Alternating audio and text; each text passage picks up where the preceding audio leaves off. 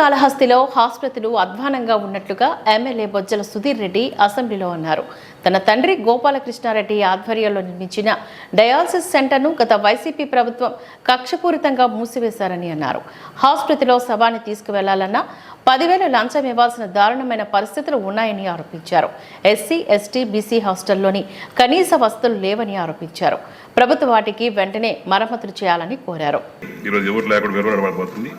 గెలిచిన వాళ్ళకు కూడా అవకాశం లేకుండా పని చేయకుండా ఇంట్లో కూర్చున్నారు. అధ్యక్ష, కమింగ్ టు శ్రీకాళహస్తి అధ్యక్ష, హాస్పిటల్ శ్రీకాళహస్తిలో చాలా దయనీయమైన పరిస్థితిలో ఉంది.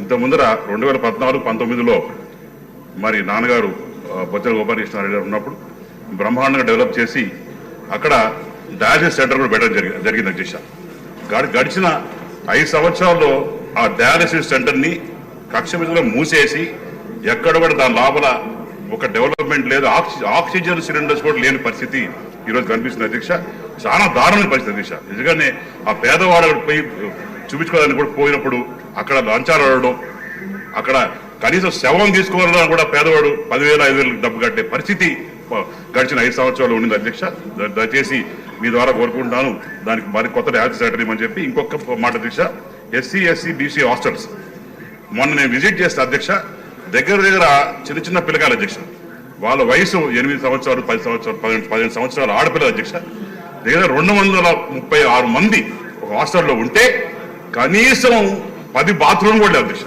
వాళ్ళకు ఉండేది కానీ 2-3 బాత్రూమ్స్ ఉన్నాయి. వాళ్ళు బయట పోవడం, పాపం వాళ్ళ చుట్టుపక్కల కాలేజీల తరఫున ఇబ్బంది పడడం, కాంపౌండ్ వాళ్ళు లేకుండా పోవడం, కనీసం దాన్ని మరమ్మతులు నోచుకొని నిజంగానే వాళ్ళు చాలా మా పిల్లలు ఎట్టుంటారో మరి మేము ఇంట్లో చూసుకుంటాం. అదే రకంగా వాళ్ళకి దయచేసి ఈ మంత్రిని కోరుతున్నాను, దయచేసి వాళ్ళకి మా దగ్గర 6 హాస్టళ్లు ఉన్నాయి, వాళ్ళకి దయచేసి ఏమేమి వసతులు ఇవ్వాలో అవన్నీ కూడా ఇవ్వాలని చెప్పి కోరుతున్నాను. మరమ్మతులు ఎమ్మెల్యేలు కూడా చొరవ తీసుకుని చేసుకోవాలి. మేము 3 హాస్టల్ చేసాం అధ్యక్ష, ఇంకో 4 హాస్టల్ ఉన్నాయి.